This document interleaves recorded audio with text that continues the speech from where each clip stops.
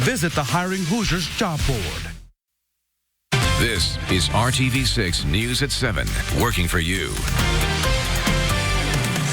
Welcome in now at 7. We want to get straight to your forecast after a rainy day in central Indiana. I'm Amanda Starantino here with Storm Team 6 Chief Meteorologist Kevin Gregory.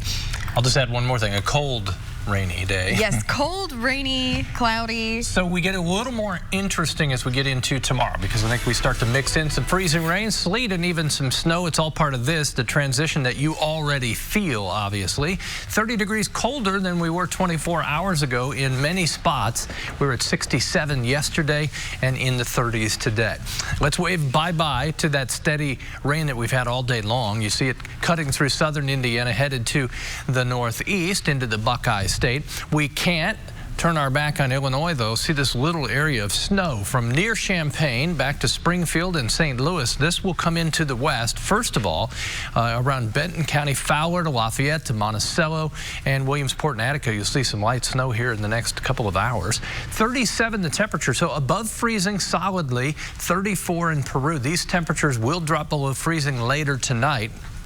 And I think we'll have some minor slick spots. 11 o'clock, there's your wintry mix, some snow, possibly some light freezing rain. As we go through the overnight, that will hang with us. We'll talk about challenges for tomorrow morning and then more specifically tomorrow night coming up. Tonight, Indy Metro Police are looking for a man who stole a car with a child inside on the west side of the city. Now, investigators say a woman left a child inside a car still running near West Washington Street and Holt Road around 3:30. Now, that's when a man stole the car, later parking it behind a church and knocking on the door of a nearby house to let them know a kid was in the car. Police say the child did not appear to be injured, but they want to find the man who stole that car. And tonight there is help for people struggling with mental illness and unable to make decisions for themselves. RTV6's Stephanie Wade shows us a program you might not be aware of, but exists in many counties throughout the state. She's in Franklin with the important program providing people with invaluable assistance. This program steps in when no one else will. A judge appoints a volunteer advocate to help people who can't make decisions on their own. Probably for most people, that's hard to fathom that there aren't family or friends, but there are individuals in the community in that situation. And for people with Alzheimer's, dementia, or mental illness living life on their own, they need someone to help them make critical, healthy life decisions. And that's where the county's Volunteer Advocates for Seniors and Incapacitated Adults program comes in, providing court-appointed advocates to help with financial and medical decision-making. Vasya came to Johnson County 3 years ago at the urging of Superior Court 1 Judge Kevin Barton. Counties separately request state grant money and run the programs themselves, but the majority of Hoosier counties are not yet covered. Now expanding to Shelby County, these folks in Johnson County are hoping to change that. Think of them, okay, as your parents. What would you want for them? What would be your wish for them? How would you want to honor them and dignify the rest of their life? Working for you, Stephanie Wade, RTV6. A Noblesville woman is working to stop litter bugs in their tracks. She's been cleaning streets by herself, but she says she needs help. RTV6's Troy Washington explains how the city plans to chip in. Christine Brewster can't help it. Whenever she sees trash, she can't just leave it. For 3 years now, Christina Brewster has been picking up trash with every step that she takes, but she fears that she'll be picking up trash for 3 more years if nothing is done. It's more than a problem. It's an epidemic. She wishes everyone in her city had her mindset when it comes to litter, since she says most people leave it alone or might even be a part of the problem. I pick them up, 20 more go on the ground the same minute. She says cigarettes are almost always thrown any place but a trash can, and people are throwing them out quicker than she can pick them up. If you ever see seating, you know you'll find a bunch of them. People sit and smoke and just throw it on the ground. Gum stuck to the wall. Last week, frustration spilled over to social media where she showed her litter findings, everything from water bottles to alcohol containers in that pile. I go to bed at night thinking, how can we make this problem better? She says working alone, it's impossible to keep trash off every curb, front lawn, and storefront. There has to be something that makes it less acceptable. Like letting litter bugs know there are real consequences for making a mess. I think shame goes a long way. The city of Noblesville tells RTV6 they have an ordinance in place to prevent littering, and they say they are also partnering with businesses to keep litter away. Working for you in Noblesville, Troy Washington, RTV6. And if you feel like you're fighting a losing battle against a problem in your community, connect with RTV6 by giving us a call or sending a message to workingforyou@rtv6.com. We'll see what we can do to help. A state representative arrested last year on charges of drunk driving and impersonating an officer is not seeking re-election. Democrat Dan Forrestal, representing parts of downtown Indy and the east side, says the time has come to focus on his mental health. Forrestal was arrested in August. Police say, according to witnesses, Forrestal was claiming to be a police officer and asking for drugs. Forrestal also served as a firefighter and, according to police, flashed his badge and threatened to use his status to have officers fired. The Indianapolis Fire Department suspended Forrestal, and in a statement he says, quote, "I hope that we as a society continue to work together to shatter the stigma around mental health issues." Forrestal's current term ends this year. It's certainly a sight for sore eyes. The scaffolding is gone and the stairs are open again. The Indiana War Memorial in downtown Indy. Now, after roughly 2 years, restoration work is complete. The Indiana War Memorials Commission tells us crews made repairs to the pyramid roof. Now, that meant replacing and restoring granite and limestone, a tricky process. The entire project cost $2.9 million to complete and took a bit longer than first estimated.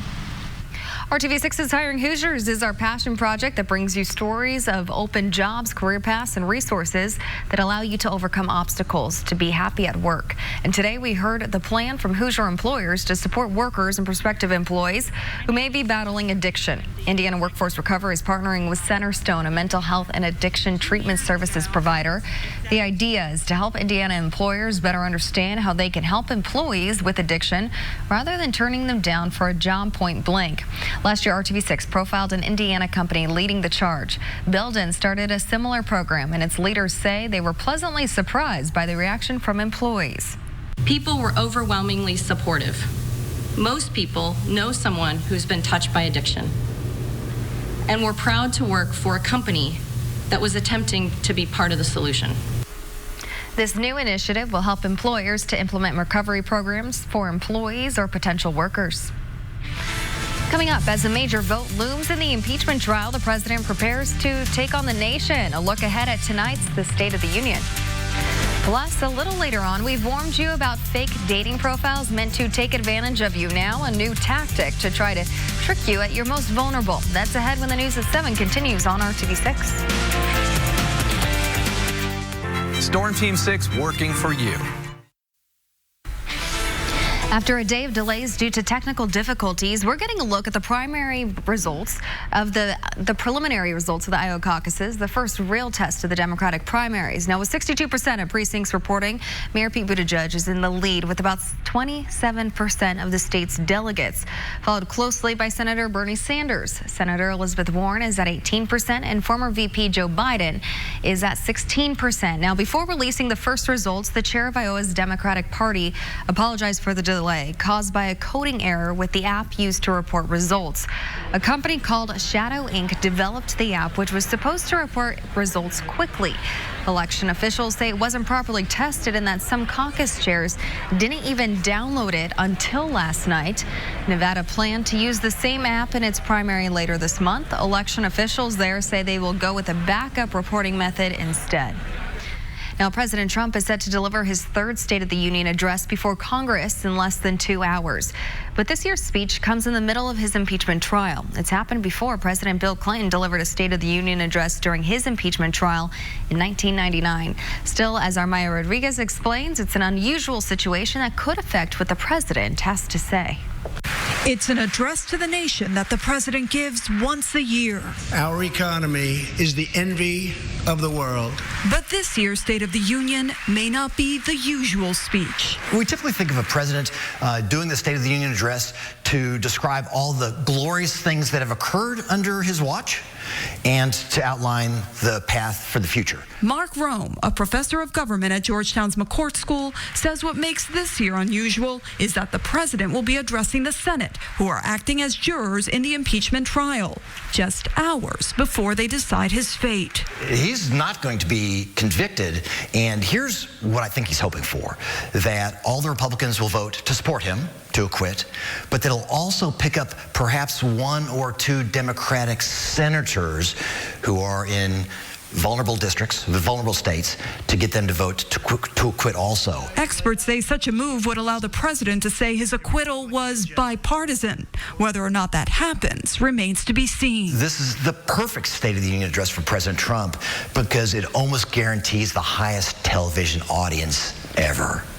Because he's being impeached. What's he going to say? What's he going to do? I think that he's going to revel in the fact that the American public is going to tune in. All on the eve of an impeachment vote for a sitting president. In Washington, I'm Maya Rodriguez reporting. Coming up, the president of a college arrested and let go over stunning allegations. How you can help investigators next. Kevin. And we'll need to be cautious here the next 36 hours as we have wintry mix returning to central Indiana. More details, and of course, it's time to look into the weekend. We can always do that. Extraordinary rate today. This is RTV6 News at 7, working for you. Franklin College has launched an anonymous tip line to report possible misconduct by its former president. Dr. Thomas Manar was fired last month after being arrested in Wisconsin. Now, investigators say he exchanged sexually explicit messages with someone he believed was a teenage boy. That person turned out to be an undercover officer.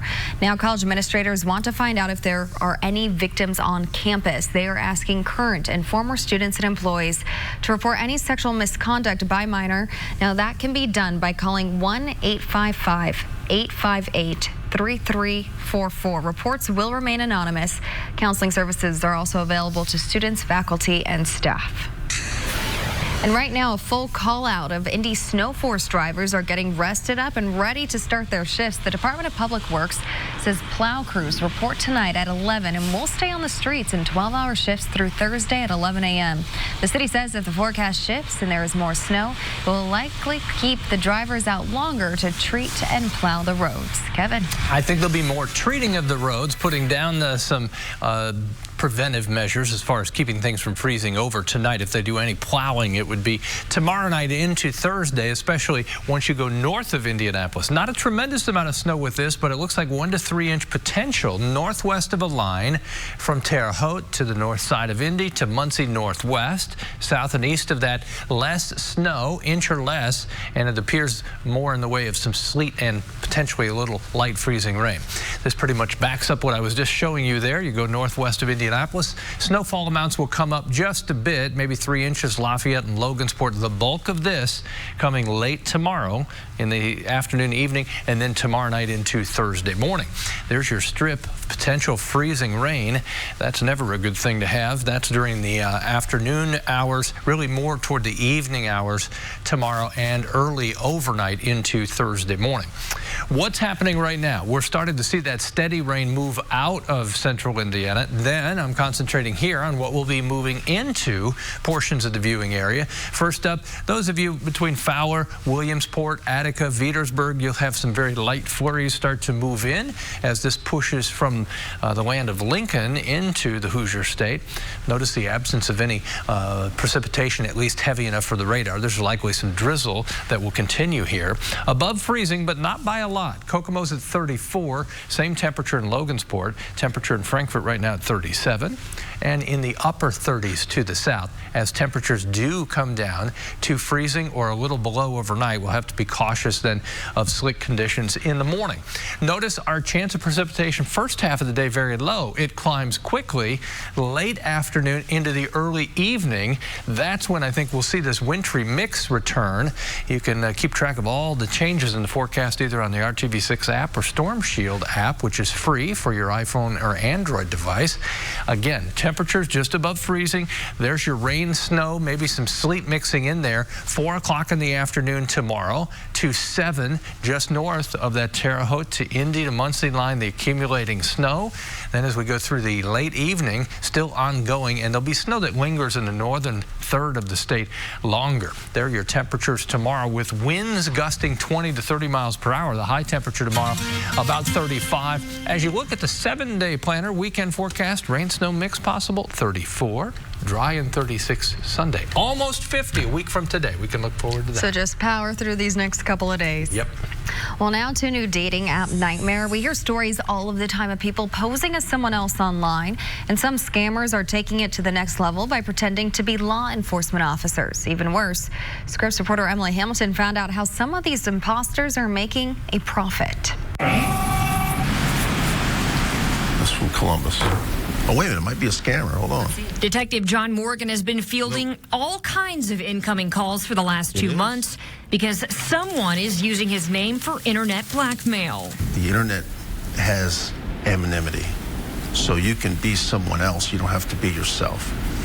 And you can have this alter ego. This scam starts out seemingly innocent enough on dating apps like Tinder and Bumble, but the person on the other side of the screen isn't looking for romance, but instead ransom. You can just type in whatever you want, you know, blonde, a blue-eyed blonde-haired girl, and you go to images and it shows all of these photos. With a quick Google image search and a few swipes right, these impersonators create fake profiles and make their next move. And after just a few messages back and forth on the app, the scammer then asks to take things offline with a phone call or a text message because it's more intimate. And Detective Morgan says that's where the blackmail begins, typically with photos. Some of them appropriate and then probably a lot of them inappropriate. After the inappropriate pictures are sent, then all of a sudden the next phone call is from either myself, allegedly somebody impersonating me.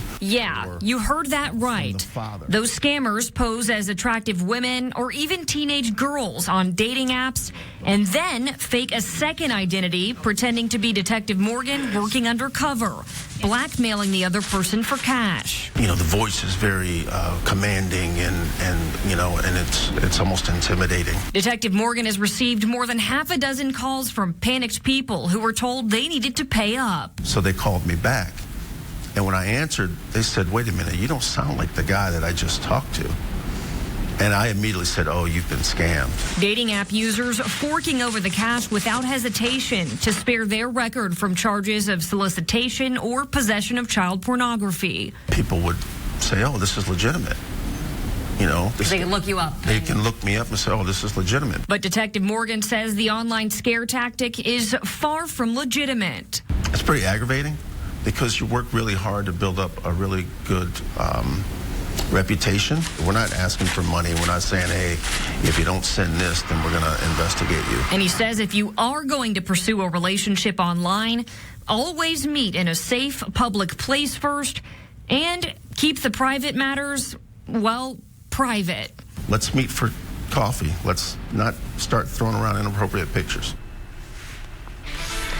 Still ahead, his research from right here in Indiana caught the eye of the leader of the Catholic Church, the Purdue professor who has a private audience with the Pope on his calendar. That's next right here on RTV6. Call 1-800-CALL-KEN. Right now on RTV6, one Indiana airport is helping new moms travel with ease. Fort Wayne International Airport now has a private secure room for breastfeeding mothers to nurse and pump. It also has a diaper changing station and enough space for siblings to be with mom.